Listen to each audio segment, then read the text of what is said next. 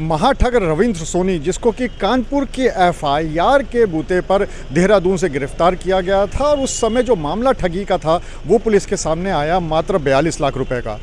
लेकिन जब धीरे धीरे ये पूरी जांच आगे बढ़ी तो पुलिस के भी होश उड़ गए हैं, क्योंकि ये मामला सिर्फ 42 लाख का नहीं बल्कि अब 1000 करोड़ रुपए को पार कर चुका है। कि इसमें कुछ लोग ऐसे भी हैं जो कि बड़े बड़े सेलिब्रिटी हैं।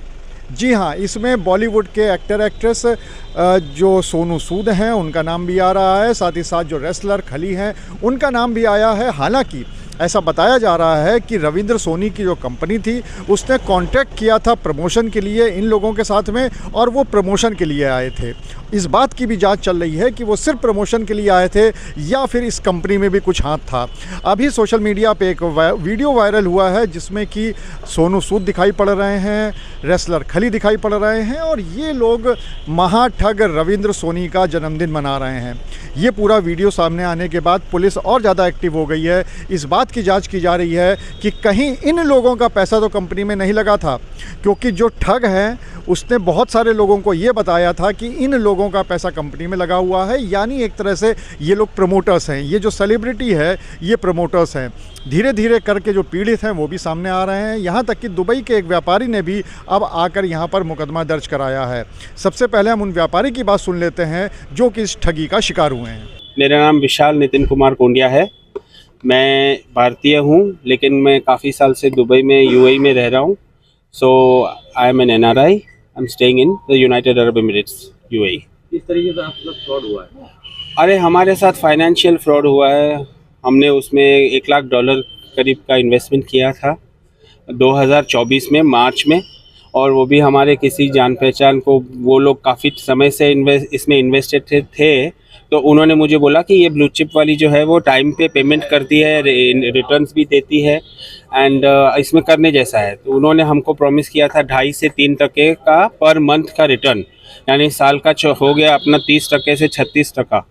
तो हमने सोचा चलो थोड़ा ट्राई करते। तो फिर मैंने मेरी मम्मी से बात की और उन्होंने बोला, थोड़ा उनको कन्विंस किया, तो उन्होंने बोला ठीक है ट्राई करते हैं, कर लो थोड़ा सा इन्वेस्टमेंट।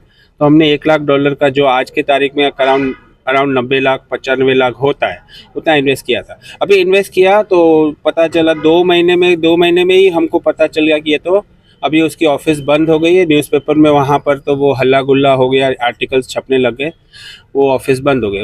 उसके बाद हम बस ये सोनी को ट्रेस करने की कोशिश कर रहे, ढूंढने की कोशिश कर रहे, और उसके पीछे पीछे हम वहाँ पर पुलिस में रिपोर्ट लिखवाने गए। हमने केसेस भी फाइल करने की कोशिश की। सब कई लोगों ने ग्रुप में बहुत मेहनत की, कोई दूसरे लॉ फर्म, कोई दूसरी जगह पर लॉ फर्म पे, सब जगह पर उन्होंने केसेस वगैरह फाइल किए, लेकिन अभी तक कुछ हुआ नहीं। फिर अल्टीमेटली जब हमें ये पता चला कि ये कानपुर में पकड़ा गया है सोनी, तो हम लोगों ने एसीपी सर को और इधर कानपुर पुलिस स्टेशन में फ़ोन करके इंक्वायरी की कि कौन है, क्या है, what is the fact. When we came to know, जब हमें पता चला कि यस सोनी यही है, तो फिर हम इधर फ्लाई डाउन करके, मैं मेरे ग्रुप के थोड़े बहुत जो लोग हैं मेरे साथ जुड़े हुए हैं, उनको रिप्रेजेंट करने आया हूँ और बातचीत वगैरह जो भी करने आया हूँ। कितने लोग हैं? टोटल तो 700-800 लोग होंगे मैडम। तो आपके साथ के कितने? मेरे साथ में है 12-15 लोग। क्या करते हैं आप? क्या बिजनेस? मैं अभी छोड़ दीजिए ना। कितने पैसे घटाना हुआ है? हाँ, 1200 करोड़ तो होगा ही होगा।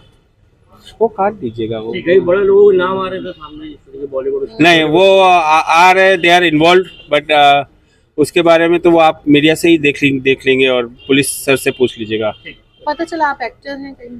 ना नहीं। तो सुना आपने कैसे कि व्यापारी ने बताया कि उसके साथ ठगी हुई है। वहीं दूसरी तरफ जो पुलिस के आला अधिकारी हैं उनका क्या कहना है, चलिए आपको वो भी सुनाते हैं। ये सोनी जो हमारे जुडिशल कस्टडी में है, इनके खिलाफ यहाँ कोतवाली में एफआईआर हुई थी, और उस चेक डिसऑनर के केस में इनको पकड़ा गया था। और उसके बाद जैसे इनके पकड़ने की सूचना सभी जगहों फैली, तो उसमें इंडियंस काफ़ी संख्या में जो चेन्नई और जिसमें केरला में रहने वाले हैं, और दुबई के कुछ इंडियंस हैं जो दुबई में हैं, उनके द्वारा हमारे यहाँ मेल के थ्रू और व्हाट्सएप मैसेज के थ्रू बताया गया कि इनके साथ इसने बहुत भारी ठगी की है। ये 2010 और 11 से दुबई में है। वहाँ पर इसने एक ब्लू चिप कंपनी शुरू में खोली थी। करीब 12 कंपनी इसके द्वारा खोली गई हैं डिफरेंट नेम से, और उसमें ये इन्वेस्ट कराता था लोगों को, किसी को डबल करने के, कभी 20%, 30%, 40% का प्रॉमिस करता था। इनका वहाँ पर एक फुल फ्लेज्ड ऑफिस था, इनके यहाँ एजेंट्स थे। इसका फुल ऑफिस होने के लोगों को ये मोटिवेट करते थे इन्वेस्ट कराने के लिए। और इसमें डिफरेंट नेशनलिटी के लोग हैं जिनके साथ इसने धोखाधड़ी करी है। खास करके उसमें ज़्यादातर इंडियन है और कुछ जापानीज़, मलेशियन, फ्रेंच, कनेडियन और यूएस के लोग भी हैं जिनके साथ इसने भारी मात्रा में अपने यहाँ पर इन्वेस्ट कराया है।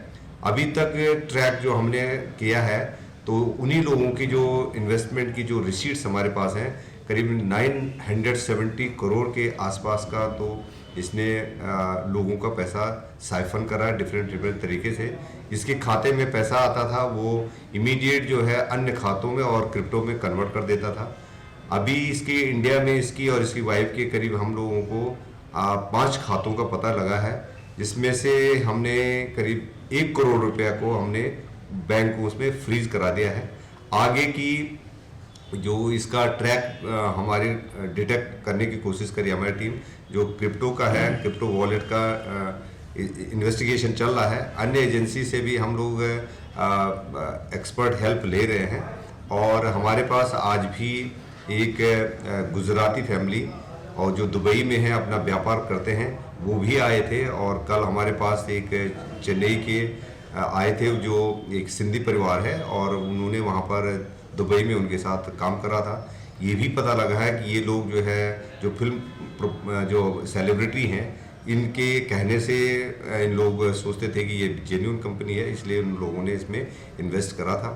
और आज करीब शाम तक जो है केरला से 15-16 लोगों का एक डेलीगेशन मिलने के लिए आ रहा है। उनके पास अलग अलग कंप्लेंट्स हैं तो उसको भी हम लोग देखेंगे और किसको इसके जो मॉडस ऑपरेंडी है क्या क्या और इन्फॉर्मेशन हमें मिलती है। वहाँ पे दुबई में, शारजाह में, अबू धाबी में कई लोगों का इसने पैसा वापस दिया भी है और कई लोगों को अभी वहाँ पर पैसा नहीं मिला है। केवल एफआईआर के बारे में हमें पता लगा है कि दुबई में एक इसके अगेंस्ट में केस रजिस्टर्ड हुआ था जिसमें इसने पेमेंट करने के बाद ये वहाँ से छूट गया था और इमीडिएट फिर ये इंडिया में आ गया था। इसकी पैसा जो इसके पास गया है उसकी राउंड ट्रिपिंग कराने के, लॉन्ड्रिंग करने के कुछ संकेत मिल रहे हैं और कुछ संकेत ये मिल रहे हैं कि हवाला के थ्रू जो ये पैसा आता जाता था। तो इस पर पुलिस गहराई से जांच पड़ताल कर रही है। हमने कोर्ट में इसके पीसीआर के एक रिक्वेस्ट करी है और संभवतः जो हमें पीसीआर मिल जाएगी जिससे हमें इसके जो पासवर्ड्स हैं इसके उनकी जानकारी मिल जाएगी और इसके जो क्रिप्टो करेंसी में जो इसने पैसा ट्रॉन क्रिप्टो में पैसा कन्वर्ट करा है तो उस पर हमको कुछ ब्रेक थ्रू मिल पाएगा।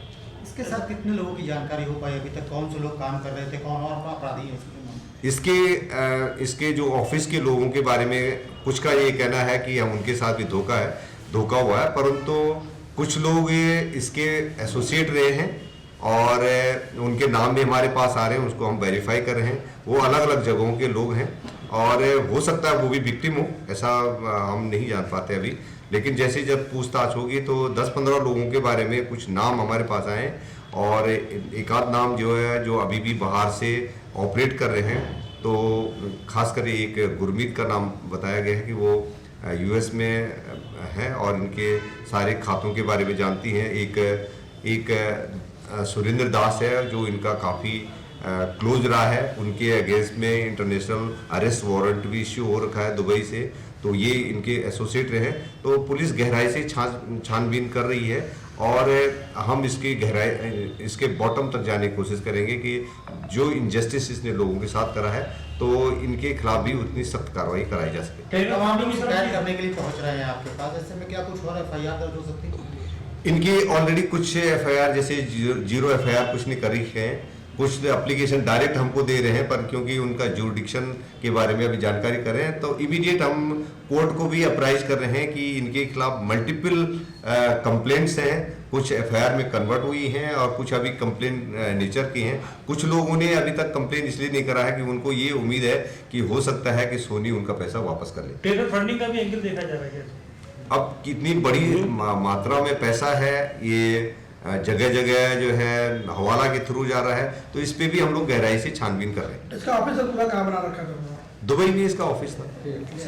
और एजेंसियां भी इस पूरे मामले में जहां ठगी का जो अमाउंट है वो धीरे धीरे बढ़ते बढ़ते 1000 करोड़ को क्रॉस कर गया है, वहीं पर और कुछ नए नाम भी ऐसे सामने आ रहे हैं जिनके बारे में ये बताया जा रहा है कि उनकी भी जांच हो सकती है। और उसमें एक नाम है पूर्व क्रिकेटर का।